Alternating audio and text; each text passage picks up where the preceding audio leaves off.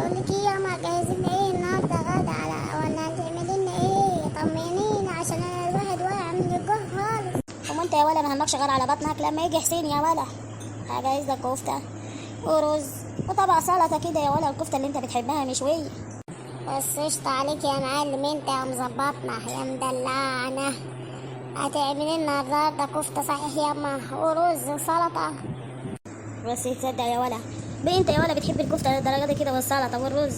ده انت مبسوطه خير انبساط يا ولا لما صدقت وقلت لك اعمل لك كفته النهارده ورز وسلطه. احلى حاجه ياما هتعملها لنا النهارده على الغدا. وسيبك من حسين، بلا حسين بلا اسماعيل، انت هتقعد تصدعينا بجوزك ياما ده. عيب عليك يا ولا كده، ده مهما كان جوز امك برضه في مقام ابوك، وخليك محترم عن كده يا ولا لما تتكلم عن حسين. السلام عليكم، عاملة ايه يا سعدية؟ النهاردة مجهزة لنا ايه غدا؟ والنبي يا حسين فضلة خيرك كده مجهزه لك غدا ومحضره لك نايبك في الثلاجه ومجهزه لك، عشان انا حالتي ما انا عارفه يا حبيبي هتيجي من الشغل تعبان واقع من الجوع. اما الواد ده مالي يا سعدية؟ ضارب بوس كده ليه عليا وما بيردش حتى السلام. ما تاخدش بالك يا حسين، هو دايما كده الولد ده مضروب على بوزه دايما زي ابوه. اسمعي ياما لما اقول لك انت وجوزك ده النطق، بقول لك ايه، ابويا الله يرحمه مهما كان مخليكي ست الهواني. انت هتقول لي يا اخويا ربنا يرحمه مطرح ما راح، ده كان مطلع عيني وعين اللي جابوني. اخلص يا ولا واقعد وانت ساكت، انت مالكش غير الاكل وبس، انت ليك اكل وبحلقه يا ولا. وبعدين ما تتكلمش معايا ربع كلمه، اخلص انت يا ولا واقعد وانت ساكت. ما انت لازم يا اختي تتنططلنا عشان الاستاذ حسين بتاعك. هو الاستاذ حسين لا راح ولا جه، ده عايش على قفانا وعلى كده ما بيشتغلش، وراجل عاطل 24 ساعة قاعد لك في البيت لا على القهوة. جات نيلة و60 نيلة، انت مبسوطة بيه يا اختي على ايه؟ اخلص يا ولا واتكلم بأدب على جوز امك، وبعدين خليك مؤدب عن كده يا ولا بدل ما اخدك قلمين على وشك. ابوك مين يا ولا اللي هتتكلم عليه؟ وبعدين احترم مامتك، ما تتكلمش معاها كده بالطريقة دي، خليك راجل محترم ومؤدب في طريقة كلامك مع مامتك، انت فاهم ولا لا يا ولا؟ وبعدين يا اللي اسمك حسين، انت مالكش دعوة بيني وبين مامتي، ما تتدخلش، انت سامع ولا لا؟ روح شوف لك يا اخويا اصحابك اللي قاعد معاهم له 24 ساعة بدل ما تدور لك على شغلانة. انت راجل من غير شغلانة، انت راجل عاطل، فاهم يلا ولا لا؟ راجل عاطل وعاطل علينا وعاطل على الدولة كمان، جاتك نيلة و60 نيلة. وبعدين يا اخويا بتتكلم عن الادب والاحترام، تعرفين عن الادب والاحترام انت؟ وبعدين لما اتكلم مع مامتي ما تتدخلش، انت لا رحت ولا جيت جوز امي، انت فاهم ولا لا؟ ومالكش كلام معايا. سامعة يا ست هانم قلة أدب ابنك ورده ليا؟ تشكر يا ابني، كتر خيرك، ده من أدبك واحترامك وذوقك. والنبي يا اخويا ما تاخدش على كلامه وكبر دماغه، هو طول عمره كده يتكلم ينزل على ما فيش. ده أصل أبوه ما ربهوش من الأساس، عشان لو أبوه رباني الأساس كان يرد على اللي أكبر منه بأدب واحترام. مين قالك يا راجل يا اللي عايش عاطل علينا وعلى مامتي؟ ده انت يا راجل ما بديش مامتي مصروف ولا يوم، ما شفتكش ولا مرة طلعت لها مصروف كده وقلت لها خدي شوفي هتجيبي ايه يا سعدية النهاردة. عيب كده يا ولا، وبعدين اتكلم بأدب واحترام مع جوزي، وبعدين بلاش الكلام ده، لا تاخد بعضك وتمشي من الشقة يخرب بيتك وبسنينك. انت عايز تخرب عليا يا ولا؟ عنك يا سعدية، هو انا اسيبك للاهطل ده يضحك عليك ويستفرد بيك ويخليك تكتبي اللي وراك واللي قدامك؟ وبسمع بقى أقول لك كلمتين ومش هتنيهم تاني، أنت تقعد بأدب واحترام وسطينا ولا تدخل في 60 داهية يا ولا؟ رأيك بقى أنا قاعد في شقتي وشقة أبويا الله يرحمه، أنا مش قاعد عندك، لو هي شقتك بنطق يا أخويا واتكلم.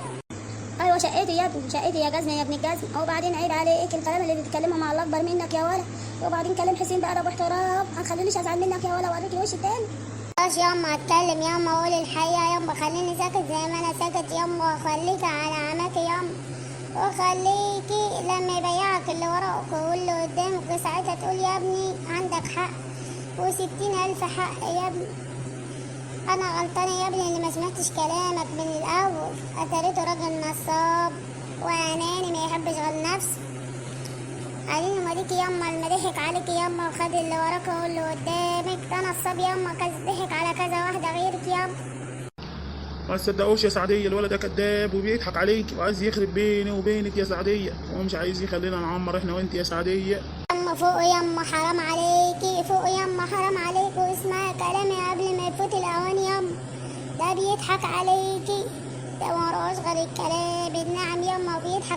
وبعد كده يرميك رمية الكلاب ياما. اخرس يا ولا وعد وانت ساكت يا ولا، وعد كده عيب يا ولا يخرب بيتك.